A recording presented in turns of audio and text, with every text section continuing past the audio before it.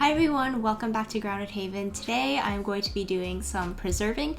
I am mostly going to be doing a few canning projects, and I have a bunch of tomatoes and eggplant that I picked this morning. So I'm going to be canning the two of these. For the tomatoes, I'm going to be doing simple diced tomatoes, which is one of my favorite things to can. It's very easy and it's a great versatile thing to have in your pantry. And for the eggplant, I'm going to be doing a new recipe. It's a lemony eggplant caponata. So that's going to be really fun to try today. What I'm going to do first is cut up the tomatoes. We're going to process those first because they take a really long time in the water bath canner, so I want to get that going, and while that is processing, then I can deal with the chopping and all of the ingredients for the eggplant caponata because that's going to have a few more ingredients. But the tomatoes are going to be super simple. It's just going to be tomatoes, a little bit of salt, and either lemon juice or citric acid. I've also gotten my big pot of water behind me, and I have some jars in there so that they can sterilize while the pot comes up to a boil. And I just remembered I'm going to put a splash of vinegar in there. Whoever left me that comment suggesting that, thank you so much, because it has been a real help this year while I've been canning. If you have hard water like me and your jars always come out with like that frosty mineral coating, just a splash of vinegar in your pot of water will really help with that. I've been loving that little tip, and that's going to take a while to boil, so we're going to dice up our tomatoes.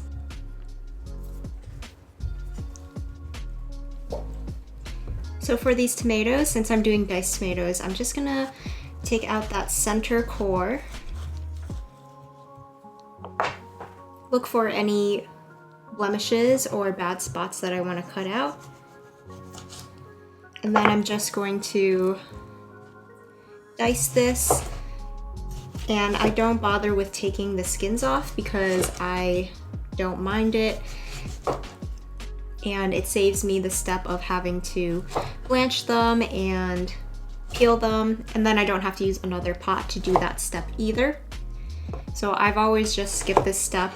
The way I see it, if I was going to dice up a tomato for a recipe fresh, I would never go through the trouble of peeling it first, so I figure why do that when you're canning? Because if it's going to be used the same way, then I don't really see a point in taking that extra step if it doesn't really need it. But if you don't like the texture, you can always dunk your tomatoes in boiling water for like 30 seconds and then slip the skins off first. I don't even do that when I make sauce either. I don't have a food mill or anything, but I usually just toss my tomatoes whole in the pot.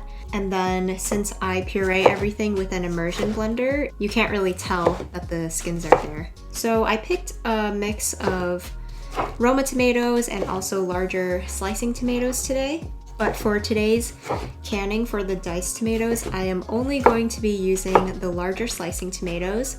I'm going to just like core the plum tomatoes and stick them in my freezer for a later date. I'm trying to save all of my Roma and paste tomatoes until I have a really big batch of them, and then I'm going to be making like tomato sauce or pizza sauce, something like that, because they're a little bit drier and they are better for using for anything that you have to cook down and want it to be a little more concentrated and less watery.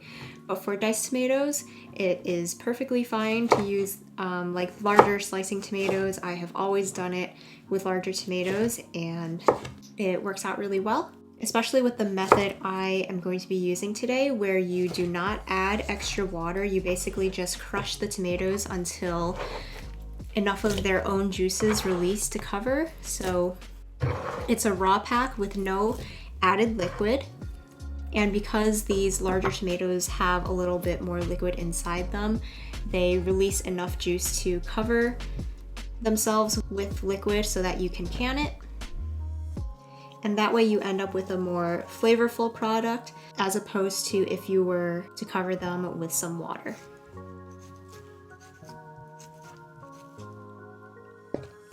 And most of these tomatoes are also just like normal red tomatoes. I'm not using any of my like nicer heirlooms. You can, but we just prefer to eat those fresh since they do have like a more nuanced, complicated flavor. We generally try to eat those fresh and then save these more standard red tomatoes for canning. But in the past, when I have grown more heirloom tomatoes and fewer hybrids, I would can those, and I think generally it's fine. Sometimes the texture won't hold up as well depending on the variety.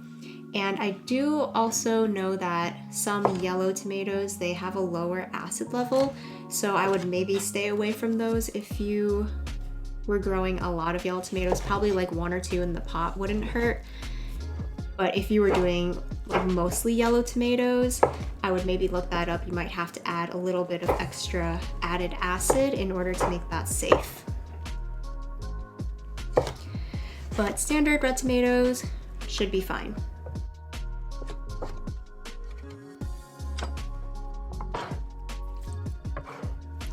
As I'm chopping up these tomatoes, any of those cores and bad spots are going in a separate container for the chickens. They're gonna have a nice little snack. They've been having lots of snack these days. There is a lot of extra produce that we are able to feed them from the garden, which is great. In addition to all the bugs, of course, we have plenty of bugs this time of year, so they definitely get a nice addition to their diet, and it helps us to keep their feed costs down, which is great. And it's nice to be able to offer them something a little bit more varied so that they're healthier as well. I think it's nice for our animals to have a varied diet just like we do. And it'll be especially nice today because it is very hot today. I just checked and the feels like temperature is 103 today, so it's a great day to be indoors. This morning, Aaron and I were binge watching Stranger Things, so that was a good chunk of our morning, and I'm getting to this canning project a little later in the day than I had planned, but that's totally fine. It's just kind of that time of year where it is too hot outside. It is not safe for us to go work, so we just try and make the most of it and take a little bit of time to relax inside. But it's nice also to have some productive projects to work on as well that are indoors. I've really come to appreciate that where we live, because it gets so hot in the summer, it kind of forces us to take a break, because most people do kind of hibernate in the winter, right? You kind of stay inside and watch movies. We do have a month or so where we kind of have to stay inside because it's too cold, but I really like that we have times of the year that are pretty equally spaced apart where we are kind of forced to be inside due to the weather. I would really hate it if we lived in a place where we had 8 months of continual winter, which we did used to live in a very cold climate, and it was absolutely awful. I am not a cold weather person. I'm definitely more of a warm weather creature. And I love how where we live, it gets cold in the winter, but only for a month or two. And then we have 4 or 5 really nice months. Then we have another month or 2 in the summer where it gets really hot. It's just these really nice built-in breaks in the year, I guess is what I'm trying to say, rather than one really long stretch. So yeah, I've really come to appreciate this time of the year as a nice slowing down time, even though I know most people think of summer as a time when you go out and do things, and maybe where you live that is the case because it's a little more mild. But yeah, either way, make sure you take some time to slow down and hydrate, drink water, stay cool.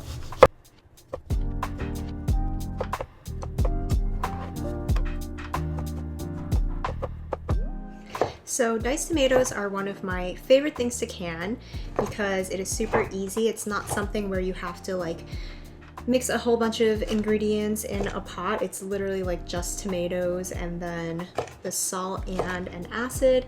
You can use either lemon juice or citric acid as your acid addition. I've used both and they both work fine for me. I don't notice any off flavors from the citric acid, so I totally don't mind that. But I do have bottled lemon juice already in the fridge, and I'm going to be using lemon juice in the other recipe that I'm making today, so I am going to be using that today.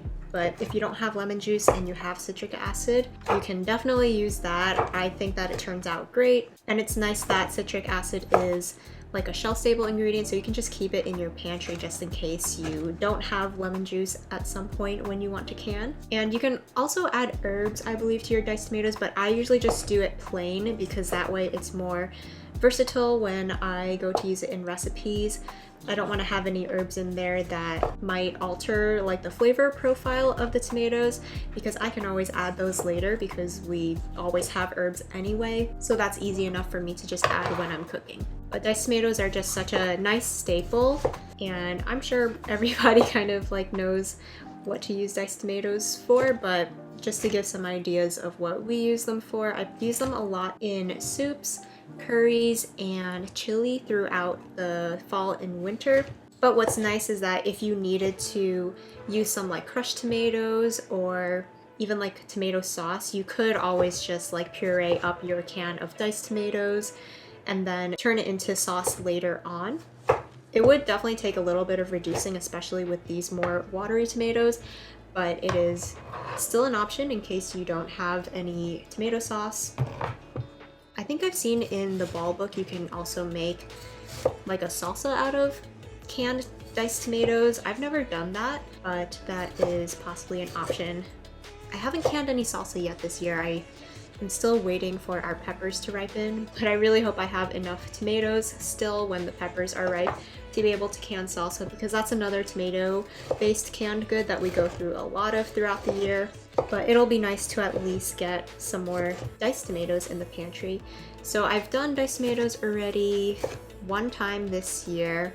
I think I did a batch last week and I had 6 pints. Today I'm going to be canning in quarts, and hopefully I can fill up 5 quarts of tomatoes. I think I'm going to have enough. And I don't often can in quarts. I've only canned a few quarts ever, usually just because we don't have enough produce to be able to can in quarts, so I've just stuck to pints. But this year we have a lot of tomatoes, so I am happy to say that we will have enough to fill some quart jars. And since we only have 2 people in our house, I generally don't like to can things in quarts because it's just too much of one product for us to eat at a time. But diced tomatoes and also tomato sauce, those are probably the only exception to that because you can use so much in one meal. I've definitely noticed in the past when I have used my canned diced tomatoes, I will use my pints, but really I could have used like a quart of diced tomatoes, and then I end up just like not using as many tomatoes as I would like to because I tried to conserve my diced tomatoes. So it'll be nice to have them in larger jars so that when I'm making like a really big batch of soup, I can just open one of these quart jars instead of making do with a smaller quantity or having to open 2 separate jars.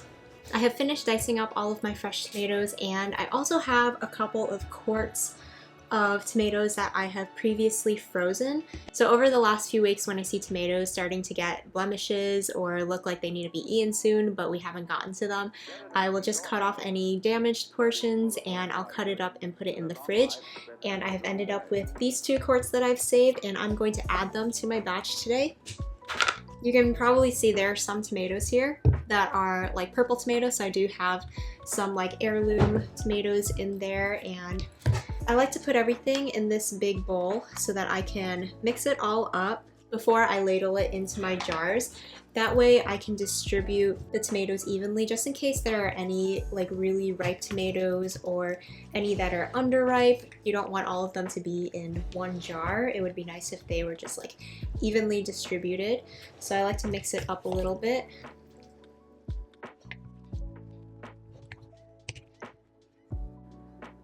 Okay, so I poured out my lemon juice and I realized I only have 3/4 of a cup and I need a 1/2 cup for my other recipe. So I'm gonna do a couple of these jars with lemon juice and a couple with citric acid. So for the quart jars, I need 2 tablespoons of lemon juice or 1/2 teaspoon of citric acid. So I was able to do lemon juice for 3 of the jars. And then for the other 2, I will do the 1/2 teaspoon of citric acid. This is why it's really nice to have a little jar of citric acid on hand, just in case you run out of lemon juice or other acids like I just did. 1 jar of this will last you a really long time, and you should be able to find it in the grocery store, so it's just a nice little backup thing to have. Then I'm gonna add a teaspoon of salt to each of these as well. The salt is optional, but I think it's nice to add a little bit of flavor. So you can always use a little bit of salt.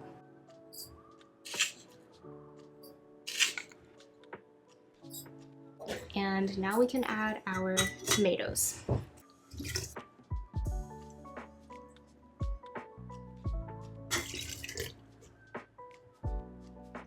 The tomatoes in my bowl have already released a ton of juice, which is great because we're gonna need these tomatoes to be submerged.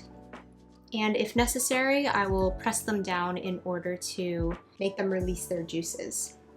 I have this little like rolling pin that I usually use as my smasher. And I'm leaving about a ½ inch of headspace. The reason I really like this method of doing this raw pack with no added liquid is because you get a much more concentrated flavor. The tomatoes are just being canned in their own juices instead of adding water, which will dilute the flavor. And after the tomatoes go through this canning process, you'll see at the end that the tomatoes kind of float at the top, and then at the bottom there's a bunch of liquid, and it's pretty minimal if you pack them in their own juices. But the first time I ever canned tomatoes, I did do it with water, and what I ended up with was basically like 40% tomatoes, and then more than half of the jar was just water, so I thought that it was a lot of wasted space. Most fruits and vegetables have a lot of air pockets within them, so sometimes if you're making things like pickles, it is nice to heat them up beforehand because the heat helps to collapse those air pockets so that you can fit more of your produce into the jar. So I think that the smashing down of the tomatoes kind of does that same process where we're really condensing a lot of the vegetables into the jars so you can put as much of them as possible, and then you end up with the most concentrated flavor.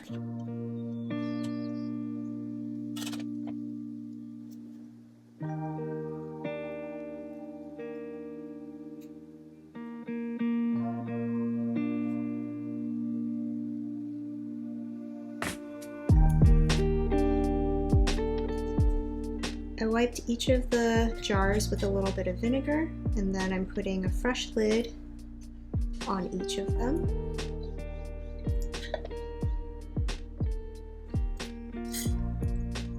And then I'm just gonna screw my band on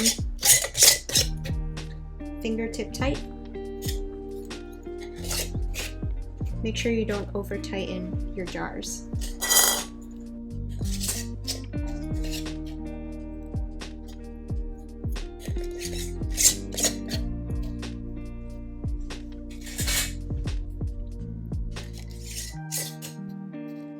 And then these are going to go in the water bath canner for 85 minutes. And it's the same amount of time for both pint jars and quart jars.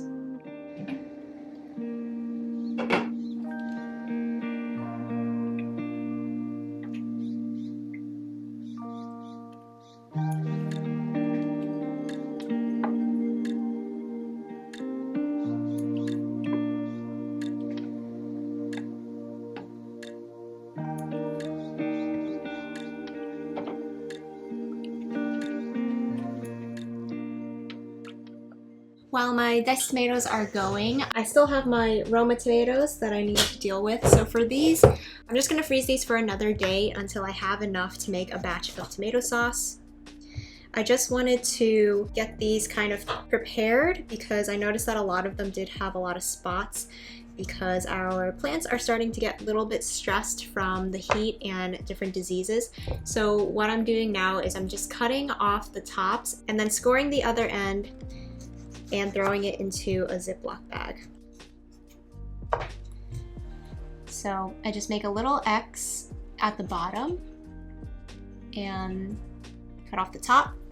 And the reason I am doing a little X on the bottom is just in case I decide to take the skins off before I make my sauce. Typically, I haven't done that in the past because I have just used fresh tomatoes, but it takes a lot of tomatoes to make a batch of sauce.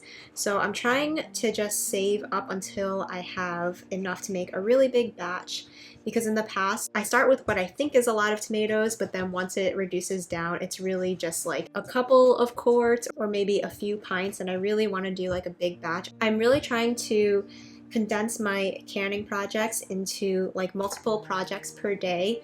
That way I am saving my own energy and time, and I'm also saving electricity because I have to heat up a really big pot of water every time I'm doing my water bath canning, and it would just be nice to just do that once and do a few things back to back.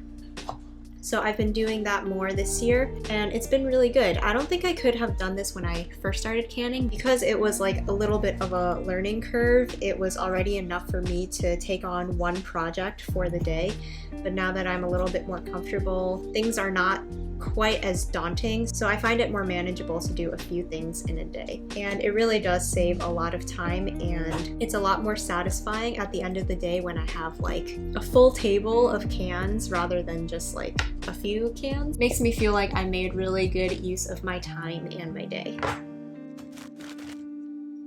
Actually, before I throw the rest of these into my bag, the next recipe I'm going to be making with the eggplant does use a little bit of tomatoes. It calls for 2 pounds. And I did actually have some leftover tomatoes from the diced tomatoes that didn't fit. I was able to have enough for 5 quarts, but that's all that can fit in my pot. So I am just going to use what's left for the eggplant caponata. So after I hit 2 pounds of tomatoes, then the rest of the tomatoes are going to be frozen.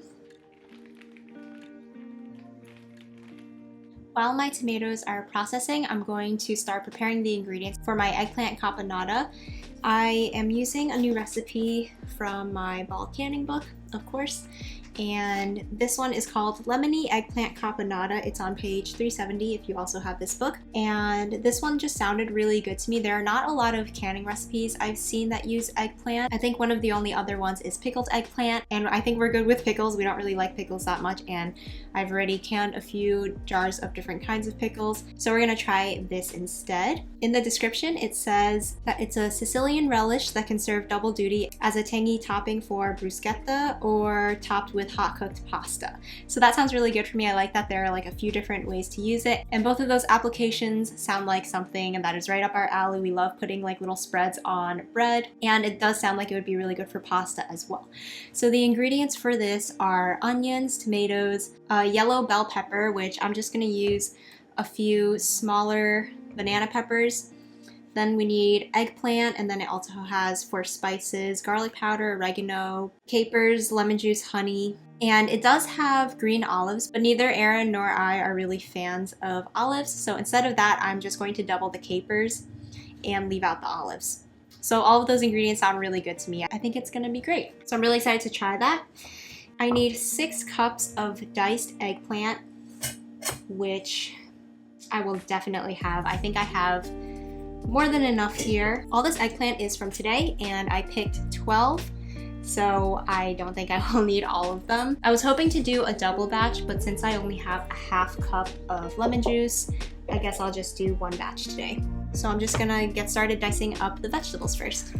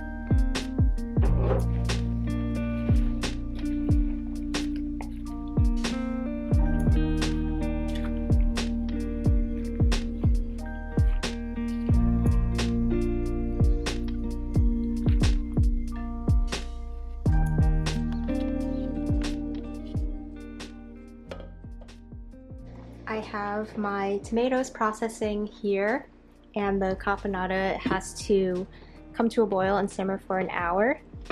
And I did not really think through the timing of this. It is now 6:45 and I have no space on my stove to cook dinner. So I guess I am going to be cooking dinner on the grill tonight.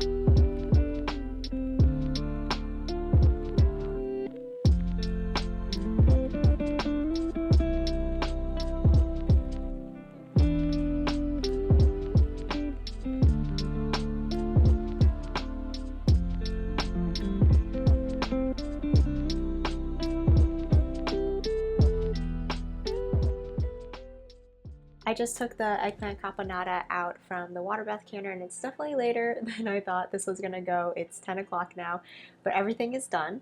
I ended up with the 5 half pints of the eggplant and 5 quarts of the diced tomatoes. Well, I'm definitely happy that that's all done now. I'm tired now and it's late, so I'm gonna go shower and wind down for the night. I hope you guys enjoyed this video. Thank you for watching, and I'll see you again in the next one.